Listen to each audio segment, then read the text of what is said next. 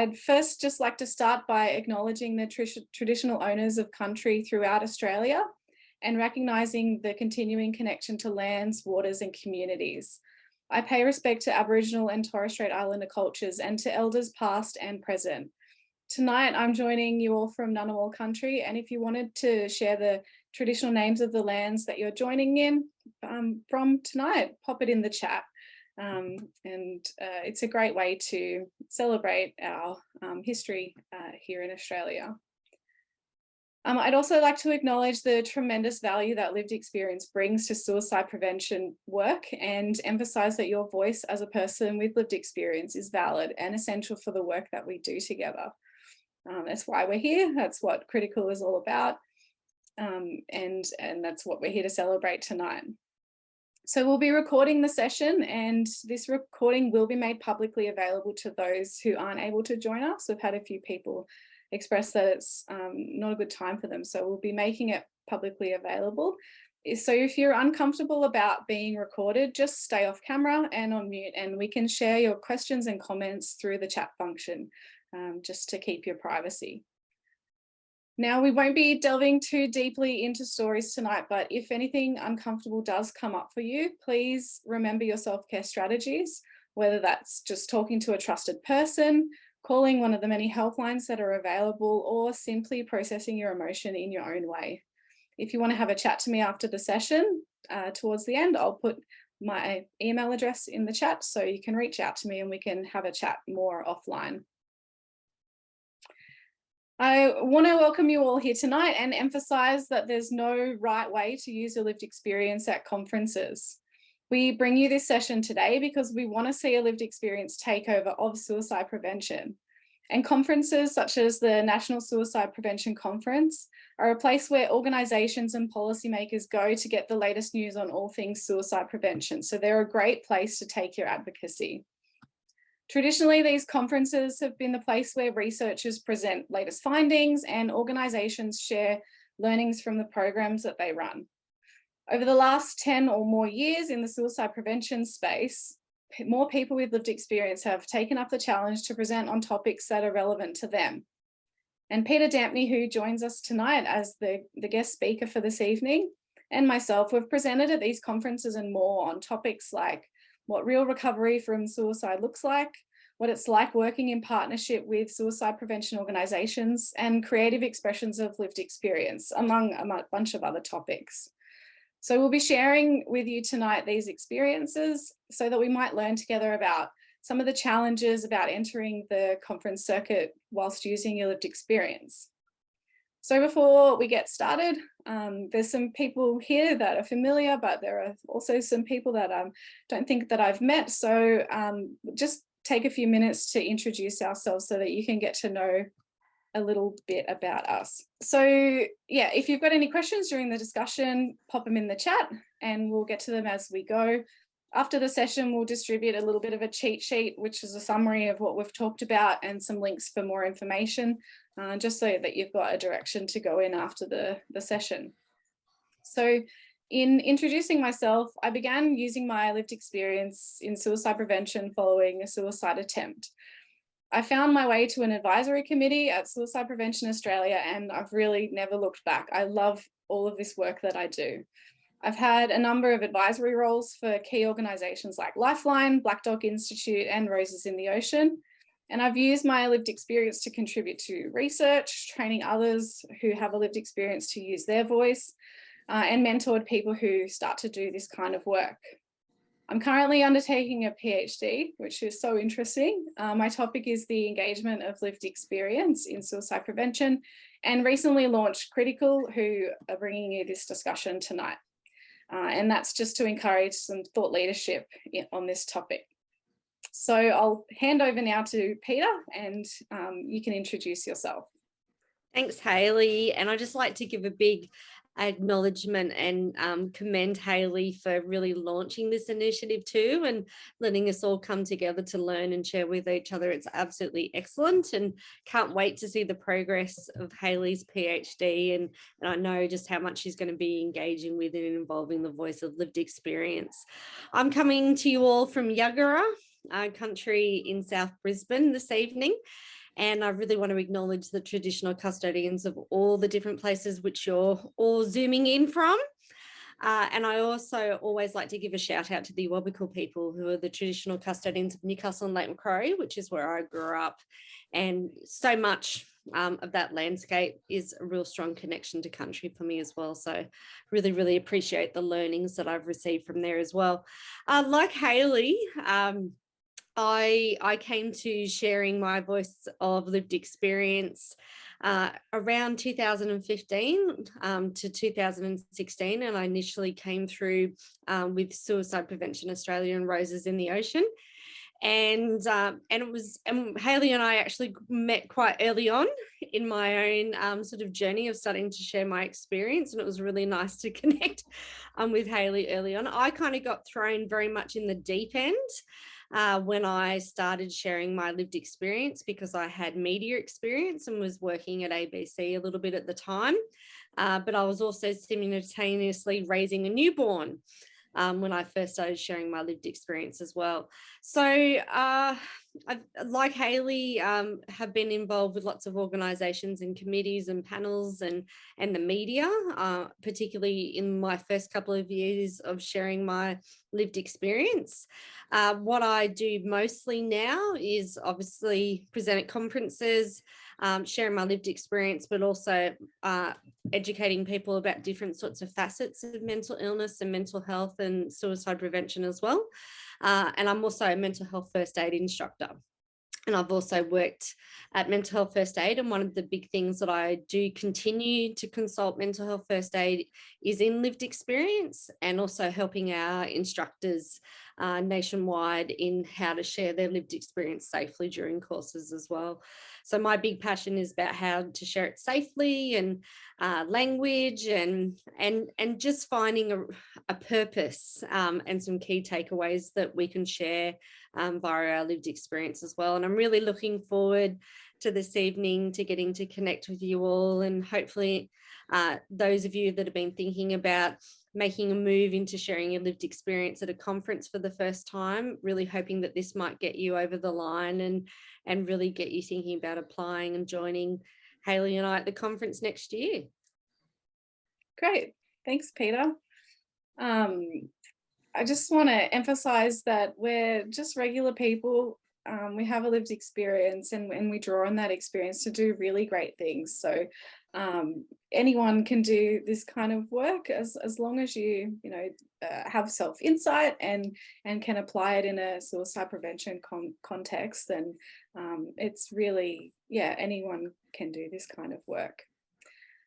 So Peta, you've presented at lots of conferences, even like as recent as this week, doing presentations. So I'm really interested to find out, where do you start when you're thinking about presenting at a conference? So you're picking a conference or writing a presentation and then finding places to present at? Like, what's your process?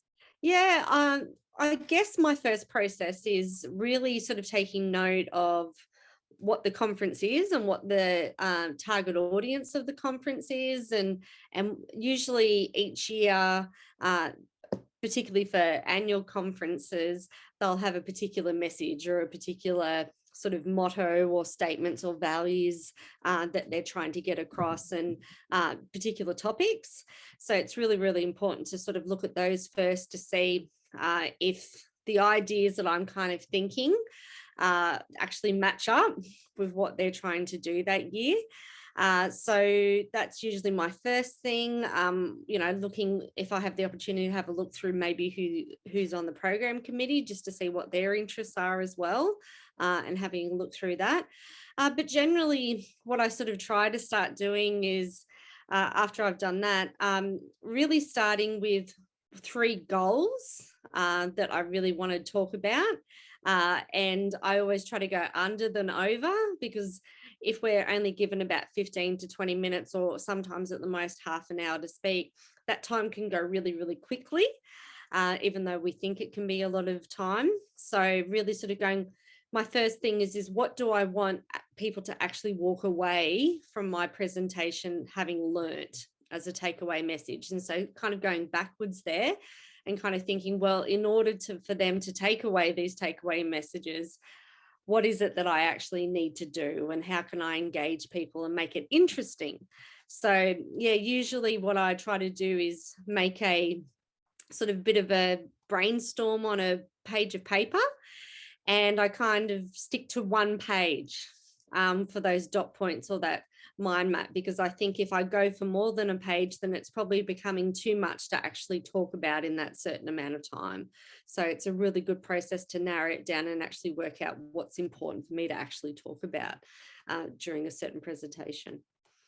Yeah, that's a really good point. My latest conference presentation went over time, and we had to cut out a large chunk of really important information. And so, yeah, the time limit thing can be quite a barrier. In thinking about this question for myself, I was thinking back to, the first ever presentations that I did at conferences, and it actually took quite a few conferences of just being an attendee before I put forward a presentation idea. And I found that was a really good way to kind of get a feel for the conference. The National Suicide Prevention Conference is a really great one for people with experience of suicide, because it's so narrow. But I've been at mental health conferences, and Peter, you could probably speak to this too, because you do lots of different conferences of different topics. The vibe in the mental health conferences is very different.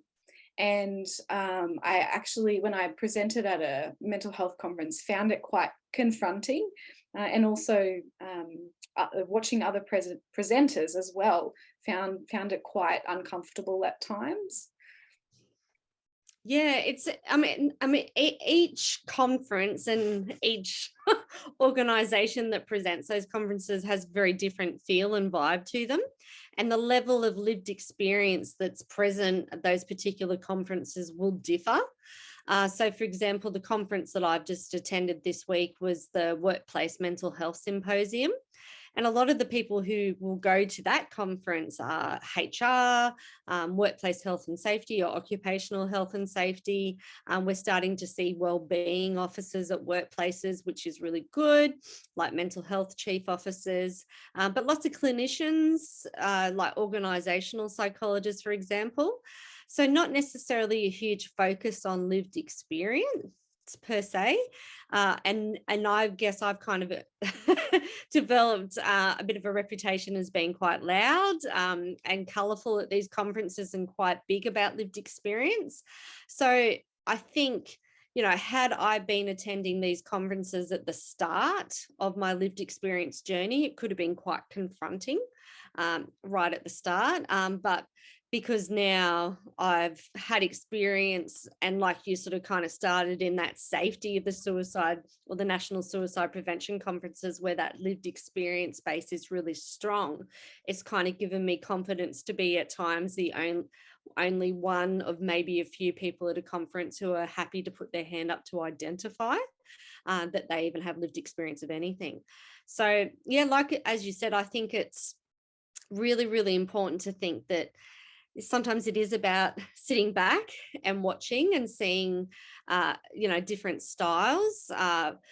And even though a lot of the time at conferences that I'm going to now, I might be presenting a few times or presenting a workshop, it's still really important to, particularly if you've got a day or so before you're presenting, to sit back and see some of the style, because then you realize that you might be needing to make changes to your presentation based on what the vibe in the room is as well. So I think it's also on that note too, if you can be a little bit flexible, that you have your really strong outline and structure, but maybe that you can bring stuff in that's already happened and made a big impact already at the conference, such as the keynote speech, to be able to refer to that in your talk can be really, really helpful, and show that you've taken in what's been happening at the conference too. Yeah, so how do you then decide, like flexibility aside, how do you decide on like a key message to get out there? Are you talking about you're like telling your life story, or I don't know, is there some particular wisdom that you tend to look back my on? many Peter pearls of wisdom, you mean, Hayley? My Peterisms, left, right, and center. Look, it varies from conference to conference, and I started off very much, probably very narrowly in suicide prevention. Like that was my baby, and that's where I was. And in the last couple of years, my experience and skills has kind of gone into other areas of mental health and mental well-being. But I still go back to what my core values are and what my key messages are. But you also need to go to what your opinions are, accompanied with your evidence base. So, for example, I'm now on the program advisory committee for the National Domestic Violence Conference that's held up here in Queensland each year. And a lot of times people go, oh, but you're in suicide prevention. What are you doing in domestic violence? And I suppose it's working out, and that's what all of us need to do with our lived experience, is that it's not just enough to share our story, but to actually work out the reason why we're sharing it in the first place, what we think is important about it, and working out what those key bits are. But also thinking, what is it that's most important for you, that you want people to know, that you think makes a difference. So I guess a big theme that comes back for me in a lot of my presentations is language, and safe language. So where I have the opportunity to impart some of that, I do. But I also have a lot of interest in the media and media representation. And so that's why, so at the Domestic Violence Conference, for example, I'm going to be facilitating a 90-minute workshop on how domestic violence is represented and portrayed in the media, but also trying to use some of the insights from the suicide prevention space about how we can use some of those guidelines about language to come over into the domestic violence space as well. So I think it's just a process of working out, what isn't necessarily being talked about in a certain way in the space, and working out how you're different, and how your lived experience can maybe shine a light on some things that other people with different lived experiences or different types of expertise might be talking about. Yeah, that's a really good point. And the thing that I really like about your presentations is that it's obvious that you're really passionate about the topic that you're talking about. And so that's something that you are comfortable and confident about talking in a public domain, because that's the other thing. Public speaking is nerve-wracking for a whole lot of people. And so having something that you know through and through, and that you can talk underwater basically about, is a good fallback position for presenting at a conference. The thing that I also consider is who's going to be in the audience. So who's the conference aimed at? Because or particularly when you identify yourself as a lived experience speaker at these conferences, a lot of the time you get people with lived experience in your audience. So if your purpose is getting up and saying, breaking stigma, for example, and saying, hey, lived experience tells us that it's not like this, it's actually like this. People with lived experience they get that already. So your message is sort of a little bit wasted. But if you know your particular audience, like if it's a audience full of people with lived experience, for example, you might talk about something like this, like how to use your voice, and that's something that they're going to get a lot of value out of. So I want to move the conversation to the kind of processes around how you actually get in as a speaker at a conference. You would have seen the abstract call out for the National Suicide Prevention Conference. Peter, what is an abstract? Are you doing like a drawing that's really weird, or like what is it? Yes, I'm doing a bit of Picasso or something like that and putting it on the wall. No, so an abstract is basically it's the start of an idea. But I guess what's it allows, and being someone who's just recently reviewed abstracts for the domestic violence conference, an abstract is really, really important. And an abstract is almost kind of like a little bit of a written agreement that you're sort of sending through to the conference to say, look, if you give me the opportunity to present at your conference, this is what I'm going to talk about. And this is the reasons why. And a lot of the time it's done very much through online portals. So sort of gone are the days that you send it in the post or even write it out in a Word document these days. A lot of the times it's copying and pasting it in and answering specific questions. But I guess the most important thing to think about it in an abstract is that it's really giving you the opportunity to say, usually in a certain word limit, if you're given 20 to 30 minutes, or sometimes even 10 minutes only at a conference, what is it that you actually want to say and how are you going to say it? Are there certain techniques or strategies or even audio visual things or components, how you're going to present it? And I guess the thing is, someone who's been reviewing it, the things that we're looking for, particularly if someone's talking from a lived experience, is that we want to see some indication that they're mentally safe or mentally robust in a position that they are feeling mentally robust to present. And if they have some self-care in place, if they're attached, maybe potentially to a lived experience organisation, or maybe if they've received some training, such as like Roses in the Ocean training, for example. But just basically that they're going to contribute something that relates to one of the topics of the conference in a meaningful way. So yeah, when I'm doing an abstract, I'm always quite clear in that I try to use dot points a lot of the time too, to sort of say, instead of giving someone an essay, saying this is what this is what I'm going to talk about, this is how I'm going to talk about it, and this is how I'm going to engage the people who will be attending. But I also think it's really important in your abstract too to say what you want the audience to walk away feeling and thinking and learning, because that when you come to, if you're given the opportunity to present, then you go back to that abstract and you go, and that's how you work backwards to work out how you're actually going to do that. And I think like you would have seen at conferences too, is that sometimes the abstract can be quite different from the presentation that a person may do. The title may stay the same. But what is important is with the abstract that there's the promise of what your message is and what you're going to say and how you're going to do it. And even recently at the conference, there were indications that this is what people were intending to say. But unfortunately, after 20 to 30 minutes of talking, you couldn't actually at the end work out what it was actually that they were trying to pass on to you. It was just a lot of information. So I think because the abstract has that limit, as opposed to my rambling answer that I've just given you, Hayley, is that I think it makes you go back to what is actually really important and what is it that I actually really want to say. Yeah, and that's a really good pickup, because like we're in August now and abstracts are open for, I keep saying it, the Suicide Prevention Conference. Yep. And that's not until May next year. A lot can change in that period of time.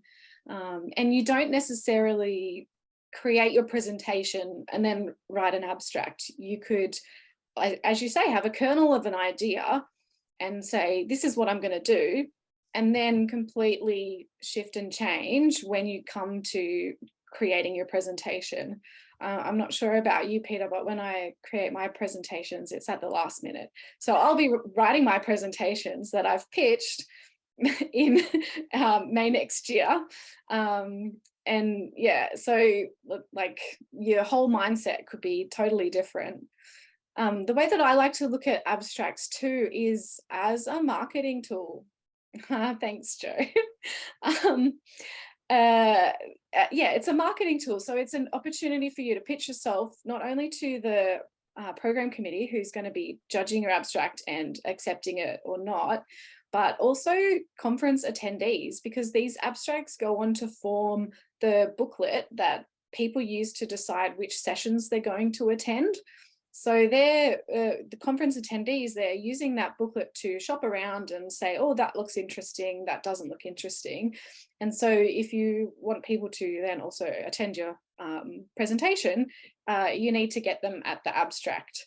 And pitching ourselves and marketing ourselves is really hard. We're so hard on ourselves and our skills, but use all of that colourful language, overstate your messages, do all of that, because you will deliver. You're just super hard on yourself.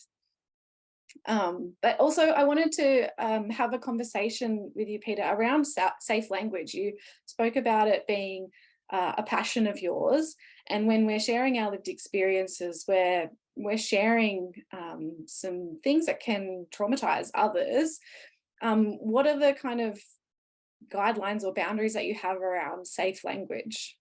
Yeah, thanks, Hayley. Yeah, it's a real big passion area of mine, and you can usually tell quite clearly when you're reading someone's abstract whether they've had some training in terms of safe language and what guidelines are.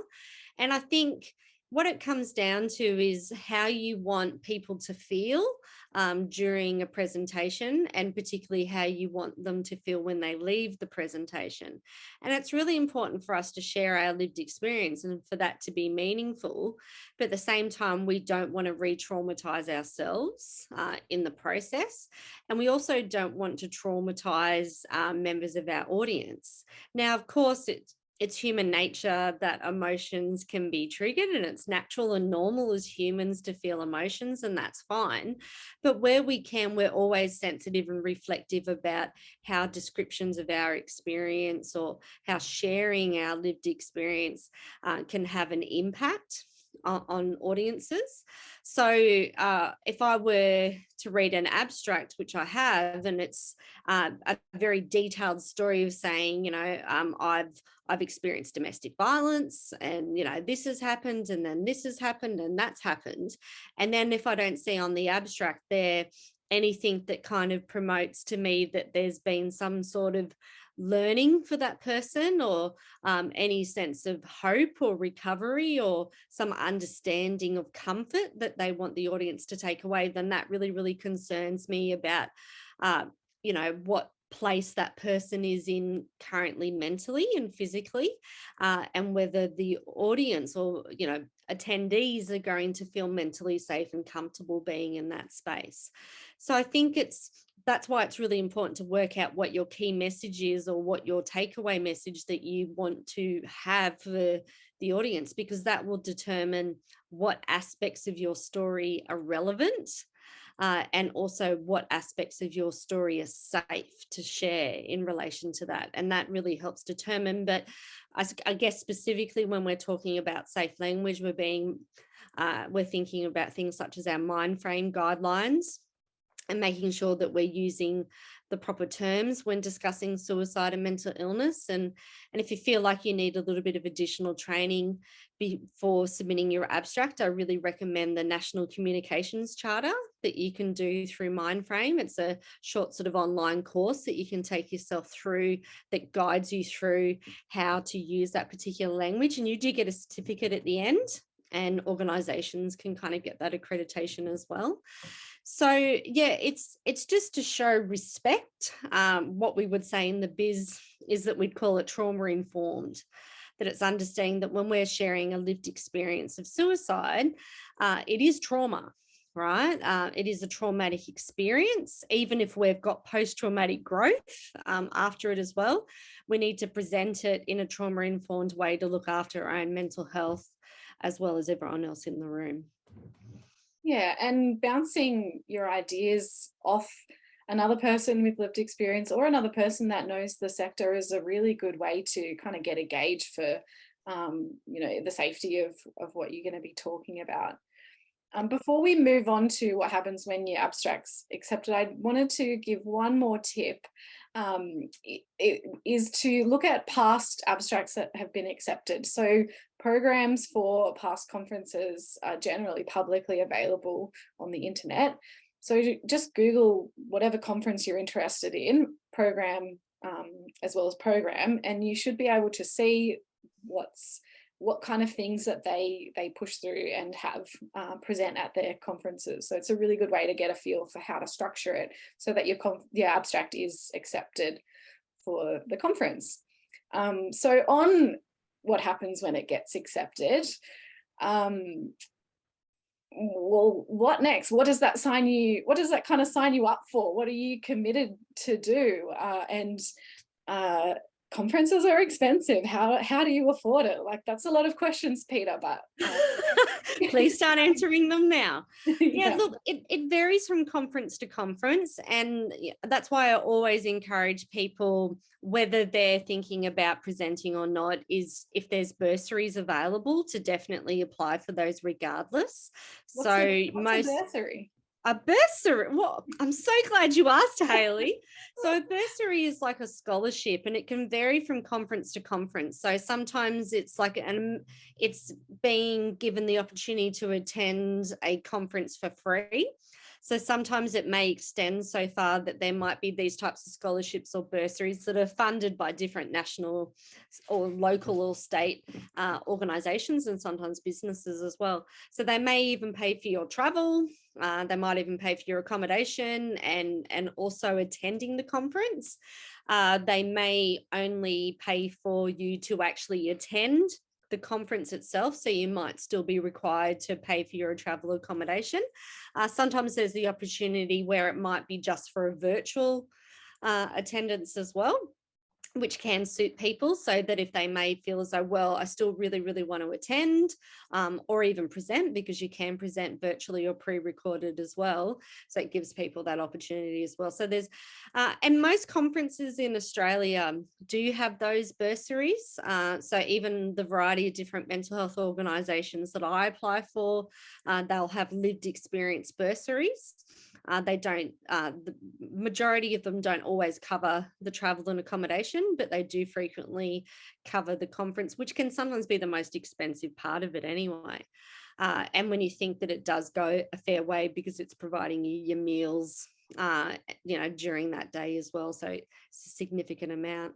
So that's one question answered. What else? Oh, what do you do in between that? And it can be quite interesting that when you receive your acceptance to present at a conference, and as Hayley said, you might receive it 5 to 6 months before the conference even happens. So I received notification that I'm presenting my workshop at the Domestic Violence Conference 2 weeks ago, and that's not till December. So it can feel really, really long away. But I think it's important at that time to be thinking, okay, it's probably not as far away as I can imagine. So if you're not in the position where you've been provided a scholarship or a bursary, it's always best once you've heard and once you've confirmed. So usually they'll ask you to register or confirm your attendance quite quickly in order to be able to put you as a presenter. If you can, and you're in the position to do so, to organise your travel and your accommodation at that time, because the closer it gets to the conference, then all those travel costs and accommodation costs get a lot more expensive. So the further out you can, and obviously booking places that have those refundable options as well, should something happen and you've got more options a little bit further ahead as well. So I think it's just important to keep yourself in communication with the conference organisers, making sure you're not deleting stuff in your email. Usually they'll send out some things saying, when things are due by or needed by. So it's helpful to have those on hand within your email so you can access them. But of course, if it, at any point you go, I don't really understand what I need to be doing by X date, that's why it's really, really important to communicate with those conference organisers. And in my experience, they've always been quite quick to respond and very, very helpful as well. And I guess it's also, even though yes, I do present at a lot of conferences, I do get rejections. And, you can feel a little bit rubbish when you get, sort of sent through saying, oh, yes, we've received lots of abstracts and unfortunately you haven't made the cut for this one. So it's important to understand that it's not so much always necessarily that your abstract was terrible. It may just be that There were the emphasis on certain topics is meaning that they're having to choose other abstracts, and meaning that maybe other people might have demonstrated in their abstract that they may be able to specifically meet those topics a little bit better as well. So, and even, you know, another thing is that there's often the opportunity, if you haven't been selected as an oral presenter, that you might be able to present a poster. And I think poster presentations are a really good way to enter the world of conference presenting.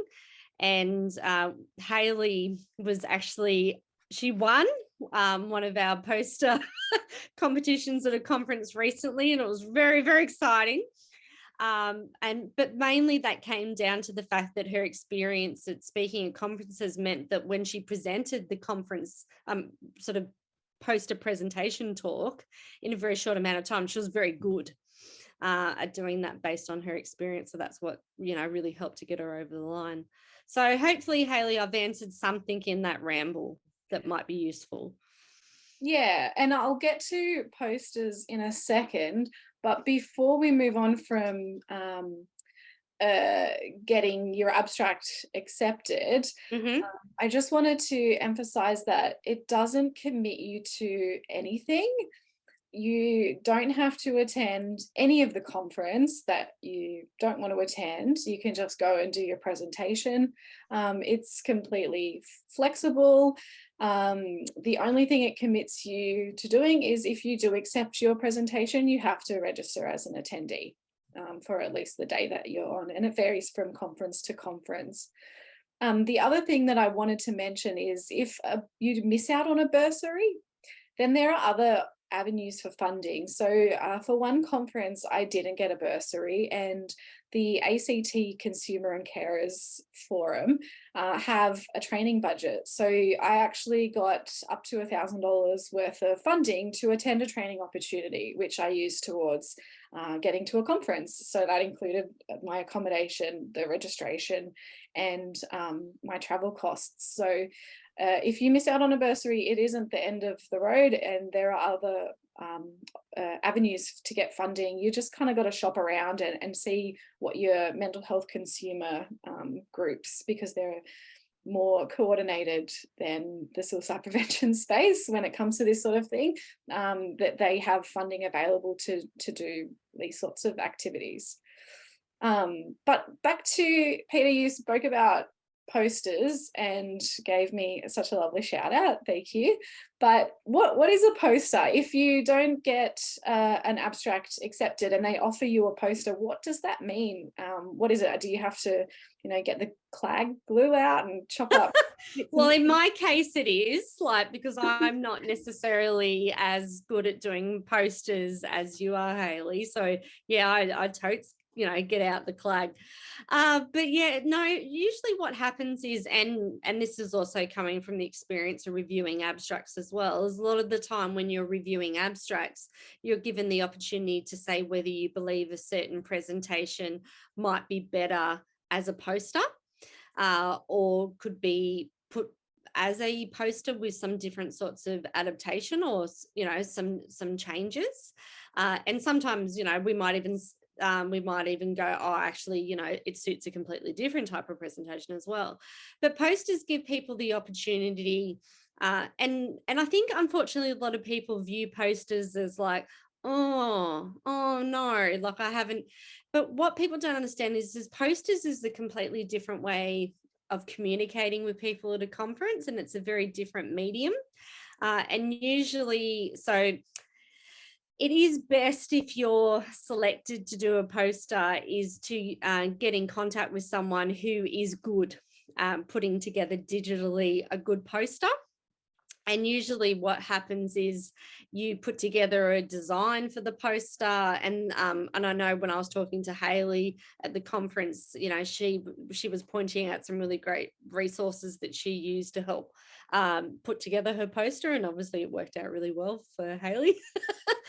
But there's really good things to be mindful of. And even at the conference that I was at this week, is that those posters are displayed in a very prominent area, usually around where people, like charities or organizations are displaying things like that as well, in where the areas that people eat. So people do go to them and people do read to them.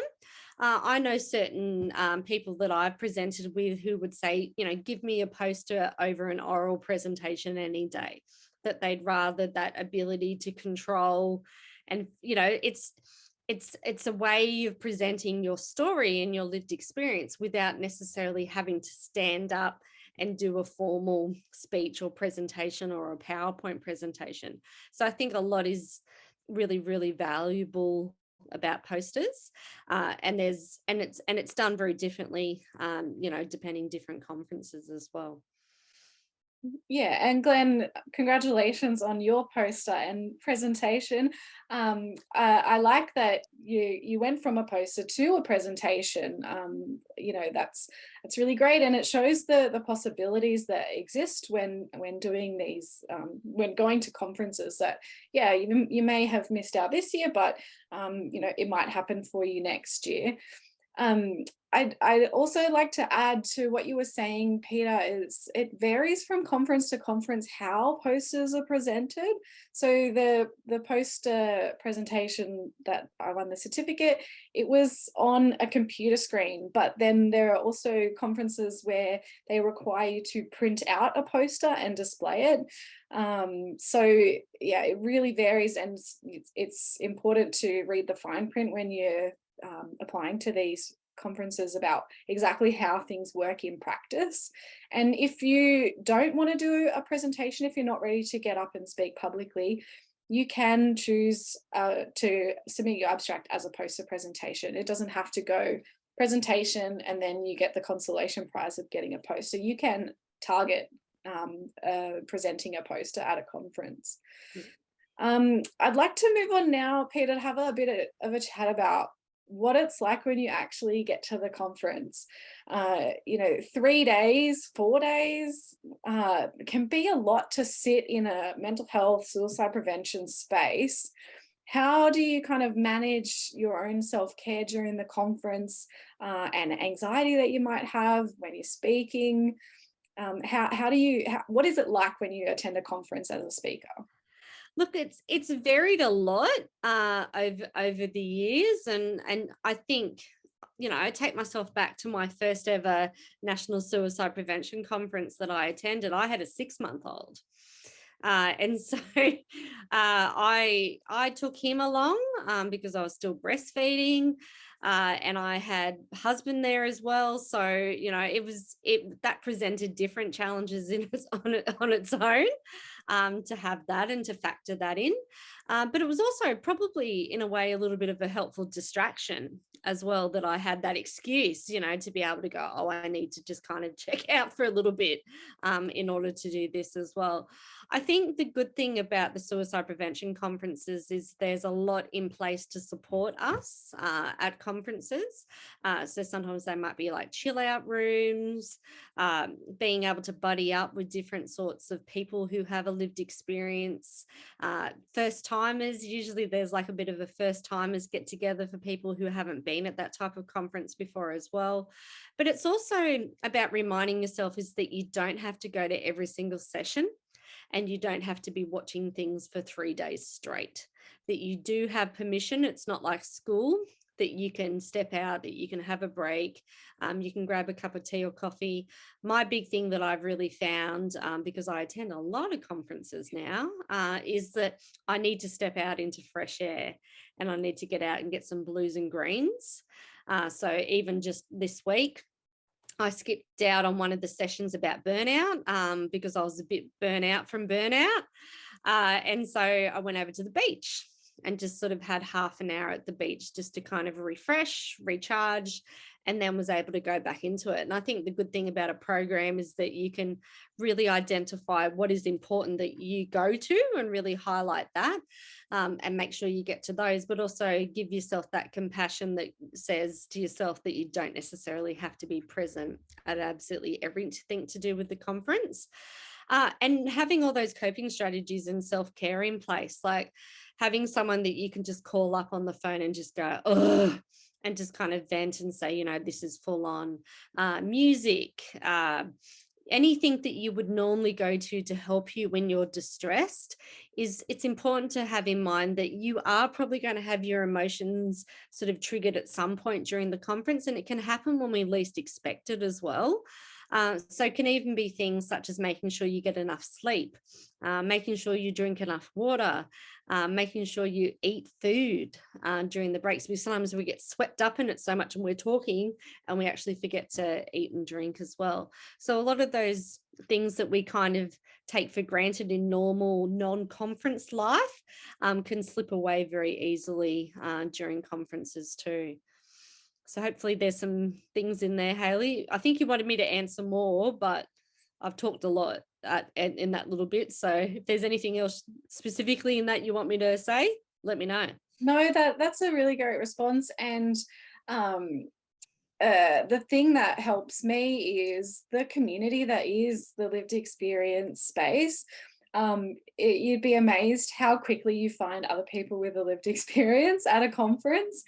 And having a chat with somebody who kind of just gets it is like so fantastic, and it makes the world of difference.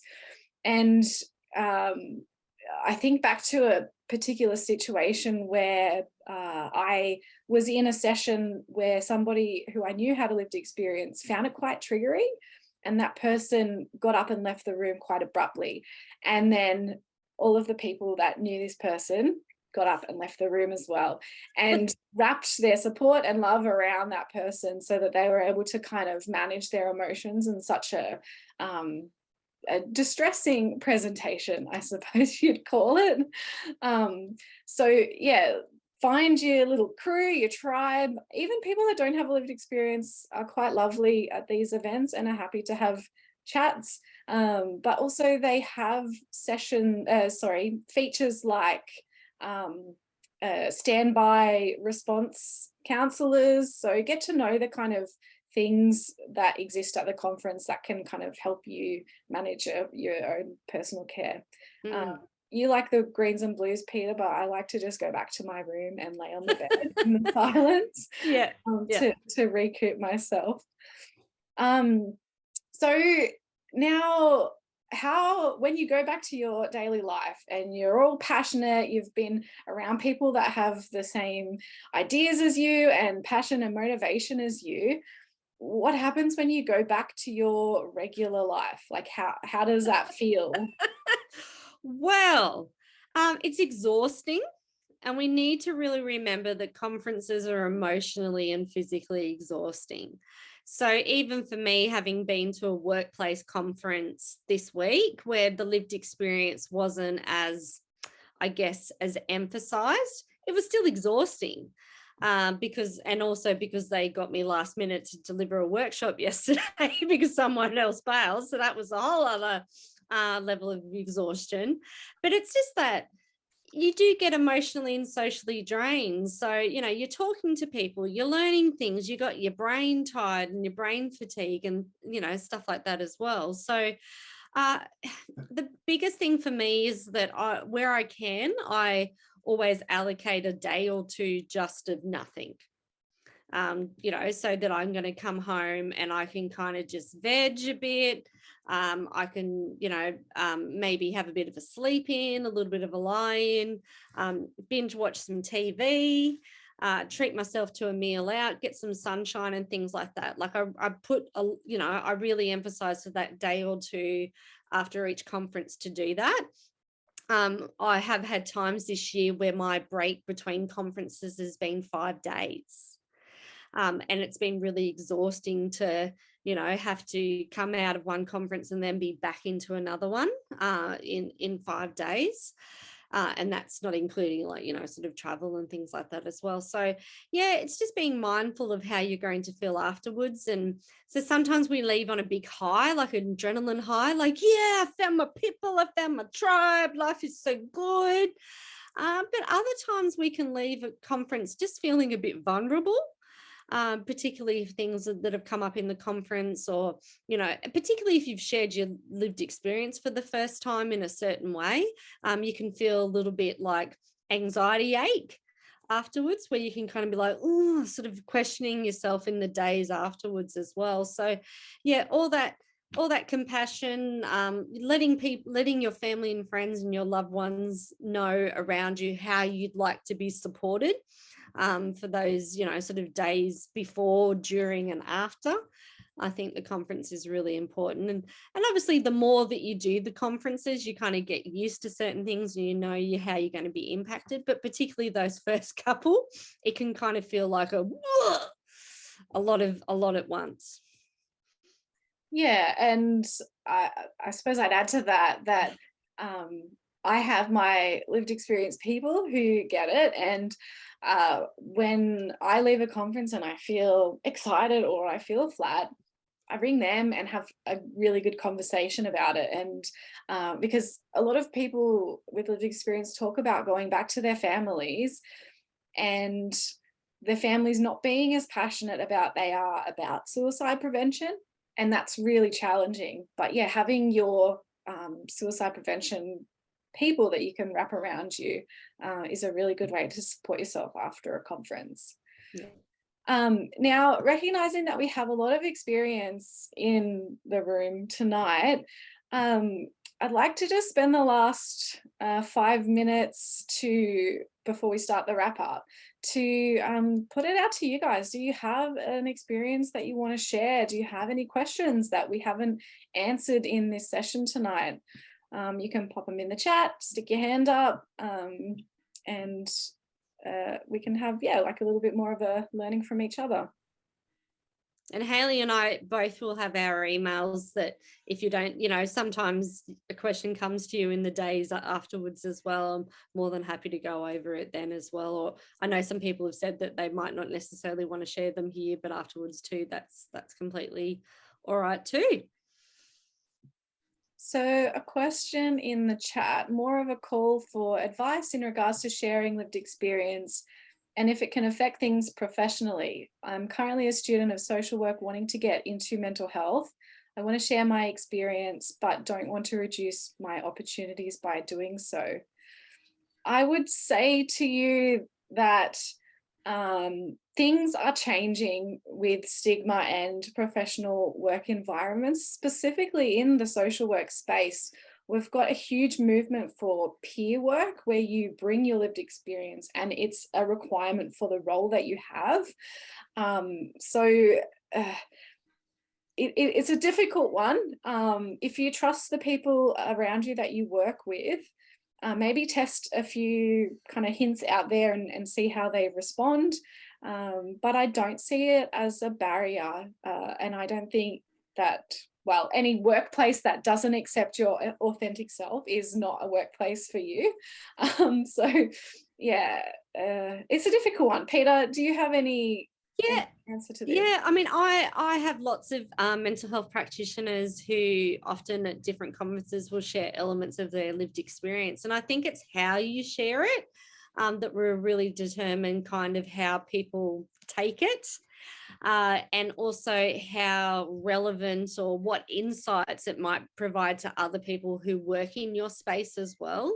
And so sometimes those insights can be really, really well appreciated as well. I mean, I think obviously if you, as you know, the times that it could kind of not work well is when someone who works in that space stands up and says, bags out everything and everyone to do with the system, only, speaks in unsafe language, all those sorts of things that don't kind of put that kind of reflection or insights onto it.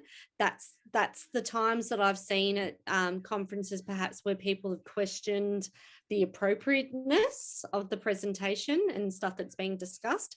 But I think if it's coming from a certain place of, true reflection and insights and potential for other people to learn from it, then it's always appreciated in particular. Did anyone else have anything they wanted to share? I just, sorry, I'm not going to put on my screen because I'm actually in my pajamas already. Well, jealous. So I just wanted to say, yeah, this was really great, and just how useful I feel this information is, and how much I wished I'd had that information when I first went to a conference and had to present at a conference. And it's made me really, I hope you don't mind, Hayley and Peter, that I might, with the organisation that I work with, I might actually advise them that, look, this is something we really need to look at, and you guys actually need to support people in that area too, because it made me realise that they really didn't support me in that respect. I had no idea what an abstract was. I thought it was like a research abstract, and I was really freaked out about it. And I didn't really feel like I had the support there to, I mean, I'm not a natural presenter anyway, but I didn't really feel like I had the support there to help me through that. I managed to do it anyway, but just having someone on my side would have really helped, and just to have guided me through it all. Yeah, so thank you. That's really good to hear, Cass, and that's what these sorts of things are all about. There's so much more power when we stick together and stand up for each other, and I hope that the sector is changing so that other people don't have experiences that you have. But thank you for sharing your experience. Glenn, you popped your hand up first before Mark, and then we'll get to you, Mark. Yeah, thank you. I just want to say how valuable and how great this has been tonight. As I said in the chat, I've had the pleasure of the opportunity and the stress to present a poster initially, and then at the conference in Queensland this year to do that wonderful 2-minute shotgun presentation of it, which I think is scarier than putting a poster up for 3 days for people to look at. But it is incredibly rewarding, and I'd encourage anyone to have a go and do it. I've got 2 abstracts sort of in the pipeline at the moment that I want to put forward for next year's conference, and I'm just trying to get my head around it. But this has been magic. This has just been so helpful. So thank you so much. And to the support of a couple of other people out there in the field that have been really supportive to me. So, thank you. Thanks, Glenn. And while you're talking, Mark, when I get to you, I'll pop in the chat Peter's and my email addresses, so you feel free to contact us if you want to bounce ideas about what you might submit as an abstract for the conference. Mark, I'll chuck to you. Thanks, Hayley. Peter and Hayley, brilliant. The advice is really grand, and as Kat said, wish I had had it the first time I stood up and did the public speaking, particularly around the lived experience. I got thrown in the deep end, I think it was 2013. I just finished the Roses in the Ocean first speaking program, and some people heard me there. I thought I'd really do well at the national conference in Hobart. So down I flew. And I remember one of the key pieces of advice that I was given then was, it's my story, it's my expertise. So just keep that in the back of your head. If you're going to stand up and forward, you're the expert, you're the one telling the story. So just keep that in mind, because that'll give you great confidence to remember that. That is fantastic advice. Thanks, Mark. And I'm a stickler for time, and I note that it's now 7:29. If you need to leave, feel free to pop off. I'll be sending an evaluation survey around afterwards, just so that we can improve with these sessions and get to things that are really important to you. But yeah, I'm going to suffer through it and go over time. Joe, I'll throw to you, and then Graham, you've also got your hand up, so we'll pop to you after Joe. Thank you. I'm sorry to make you go over time, and now just drag it out so that you really suffer through that. You can only say that. No, thank you. I wish I'd known all of this too when I started out. So I think the thing that's sitting with me, really valued all the practical information. But I think there's also something about lived experience presentations where there's something about challenging the status quo and getting people to think a bit differently about, what the mainstream view of things is. And I can see, Peter, you're laughing because you do a lot of this, I know. But it is kind of, I think, for one, there's something that to be prepared about when you come to lived experience conferences about how much stuff you'll go to when you, especially when you hear research stuff, because it's like, what, you spent 3 years doing that. I could have just told you that. You'll feel like that. So that's one thing to be prepared for. But also I think there's something, particularly when we're talking about the language, and I fully agree around the safe language and things like that, but there's something, there's a balance there about, okay, don't talk about means of suicide. It really is really useful, especially in those public settings. But I think there's that trap that we've all struggled with around being almost being silenced around what we want to say or what is important to say and what's not coming through in existing research or service approaches and things like that. So I think that's something that for me, I'd love more. I'll be thinking about it more too, about how to bring that challenging the status quo in, whilst not seeming like you're so far left of field that they won't kind of let you in. They'll read your abstract and go, nah, you know, they're so out of here kind of. So there's an art to it, I think, around coming in and saying, yes, you've got this approach, blah, blah, blah, but have you thought of, and finding that balance. So I just wanted to add that bit in. Thanks. I'll stop now. No, that's a really good point to add. And if Peta put in all of the challenging things that she says into her abstract, she would never be accepted into any of these conferences.